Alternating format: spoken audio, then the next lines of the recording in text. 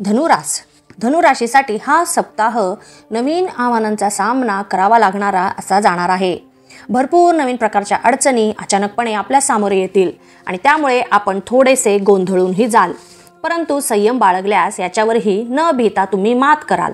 सध्या आपल्या प्रत्येक कार्यासाठी हा काळ प्रतिकूल असा प्रतीत होत आहे आणि त्यामुळे त्यावर परिस्थितीवर मात करण्यासाठी आपल्याला लागणारे धाडसही कमी पडेल की काय याची भीती सतत आपल्याला ह्या सप्ताहामध्ये राहणार आहे। सध्याचा या अवघड काळामध्ये नाउमेद न होता आपले मानसिक स्वास्थ्य सांभाळणे हे खूप महत्त्वाचे आहे।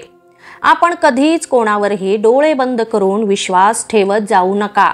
सोबतच दुसऱ्यांच्या गोड बोलण्यावर तर कधीच विश्वास ठेवू नका, कारण कधी ते आपला घात करतील ते आपल्यालाही कळणार नाही। कोणतेही महत्त्वाचे निर्णय घेताना जरा नीट विचार करून आणि प्रॅक्टिकली घेत चला। उगीचच भावनेच्या भरामध्ये घेतलेले निर्णय हे आपल्यालाच महागात पडण्याची शक्यता आहे। तर या सगळ्या गोष्टी तुम्ही या सप्ताहामध्ये विशेष करून लक्षात ठेवा। सोबतच निर्णय घेताना त्या परिस्थितीचा अंदाज घेऊनच मग निर्णय घेत चला आणि तेच आपल्यासाठी योग्य राहणार आहे। आपण थोडेसे स्वतःच्या बोलण्यावर नियंत्रण ठेवायला शिका। गरज नसताना उगीचच कोणालाही फुकटचे सल्ले किंवा स्वतःचे मत त्यांच्यावर लादू नका। आपल्या कुटुंबामध्ये अचानकपणे खर्च वाढण्याची शक्यता आहे आणि त्यामुळे आपल्यावर आर्थिक ताण वाढेल। तुम्ही शेअर्समध्ये किंवा एखाद्या छोट्या गुंतवणुकीत जर पैसे गुंतवलेले असतील तर त्यामधून आपल्याला थोड्या प्रमाणात का होईना परंतु आर्थिक लाभच मिळतील आणि सध्या आपल्याला याची खूप मदत होणार आहे आणि एक आर्थिक आधार त्यामधून आपल्याला मिळणार आहे। तरी तुम्ही याचा लाभ घ्या। सोबतच कुठेही जाताना किंवा वाहने चालविताना थोडंसं सांभाळून चालवा।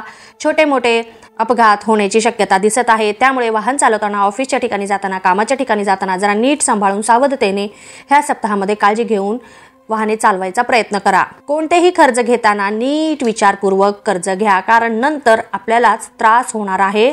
कर्ज फेडताना आपल्याला वेगवेगळ्या अडचणींचा सामना करावा लागू शकतो, त्यामुळे तुम्ही आधीच नीट प्रत्येक अटी, प्रत्येक जे काही त्यांचे नियम असतात ते वाचूनच तुम्ही कर्ज घ्या। एखादे नवीन कार्य करताना जर मनामध्ये कोणत्याही प्रकारच्या शंका आल्या तर त्यांना दूरच ठेवा, कारण तुम्ही आता सध्या करत असलेल्या कार्यामध्ये अडथळे निर्माण होतील। सोबतच विवाह इच्छुकांसाठी हा सप्ताह खूप अनुकूल असा आहे। तुमचे विवाह जुळण्याची शक्यता आहे आणि तेही आपल्याला पसंत असलेल्या व्यक्तीबरोबरच आपले विवाह जुळतील, तर याचा तुम्ही लाभ घ्या। जर तुम्ही रिलेशनशिपमध्ये असाल तर आपल्या पार्टनरबद्दल आपल्या मनामध्ये कसले तरी संशय येऊन आपल्या नात्यावर त्याचा परिणाम होऊ शकतो। अविश्वासामध्ये वाढ होईल, त्यामुळे हे सर्व तुम्ही आधी सॉल्व करा। उगीचच निरर्थक गोष्टींना खतपाणी घालत जाऊ नका। एखाद्या तिसऱ्या व्यक्तीच्या हस्तक्षेपामुळे तुमच्या नात्यावर जर परिणाम झाला तर तुम्हाला खूप त्रास होणार आहे पुढे जाऊन, तर त्यासाठी तुम्ही आधीच जागरूक राहा। व्यावसायिक वर्गाला मात्र ह्या सप्ताहामध्ये दगदग वाढण्याची शक्यता आहे। तुमच्या व्यवसायामध्ये निर्माण झालेल्या अडचणी सोडविण्यासाठी तुम्हाला तुमचे मित्र, सहकाऱ्यांची आणि भागीदारी व्यक्तींची मदत घ्यावी लागणार आहे। सोबतच जर तुम्ही व्यवसायानिमित्त कुठेतरी कामानिमित्त प्रवास करण्याचीही शक्यता दिसत आहे।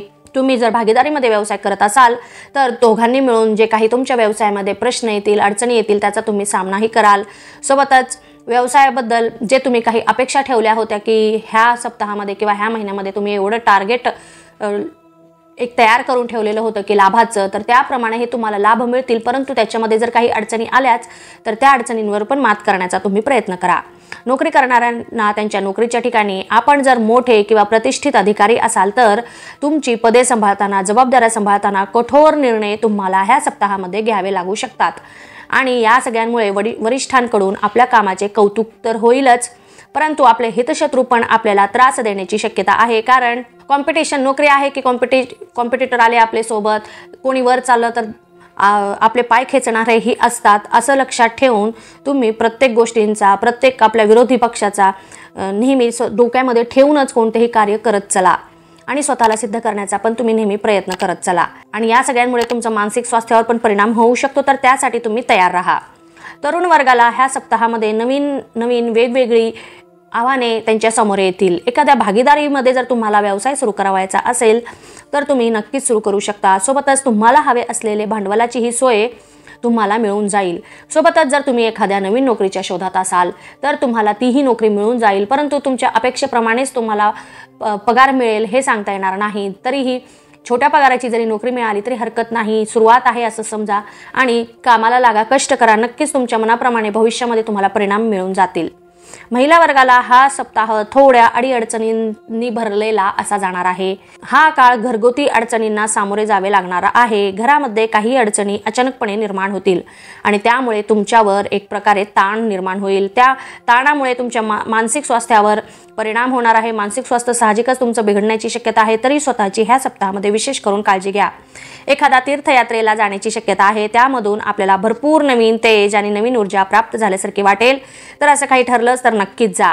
विद्यार्थी वर्गाला मात्र ह्या सप्ताहामध्ये एकाग्रतेवर काम करावे लागणार आहे. त्यांची एकाग्रता चांगली राहील, परंतु तुम्हाला हवे तसे परिणाम मिळवायचे असतील तर एकाग्रतेमध्ये तुम्हाला वाढ करावी लागणार आहे आणि मन ही तुमचं स्थिर असणार आहे. ह्या सप्ताहामध्ये अभ्यासामध्ये पाहिजे तसे यश तुम्ही मिळवू शकाल. सोबतच जे कोणी स्पर्धा परीक्षेची तयारी करत असतील तर त्यांना नवीन प्रकार कळतील आणि त्यामुळे त्यांच्या अभ्यासामध्ये वाढ तर होईलच, परंतु तुम्ही एकाग्रतेवरही काम कराल. ज्येष्ठ व्यक्तिवर्गाला हा सप्ताह उत्साहाने परिपूर्ण असलेला असा जाणार आहे. कोणतेही काम कराल अगदी उत्साहाने कराल आणि त्यामुळे कार्यामध्ये आपल्याला पाहिजे तशी सफलताही मिळेल, परंतु सोबतच तुमचे आरोग्यही जपा. नित्य आहार, व्यायाम, पथ्य हे सर्व तुम्ही पाळलेच पाहिजे आणि मगच प्रत्येक गोष्टीचा आनंद घ्या. एकंदरीतच पाहता हा सप्ताह आपल्याला इंद्रधनुष्यासारखा विविध रंगांनी युक्त असा जाणार आहे. तरी प्रत्येकाने प्रत्येक गोष्टीचा लाभ घेण्याचा प्रयत्न करा. धन्यवाद. तुम्हाला माझे हे व्हिडिओ आवडले असतील तर इतरांनाही याचा लाभ मिळावा यासाठी आपल्या मित्रमैत्रिणींना, नातेवाईकांना हे व्हिडिओ नक्की शेअर करा आणि लाईक करा. महत्त्वाचे म्हणजे सबस्क्राईब करा. धन्यवाद.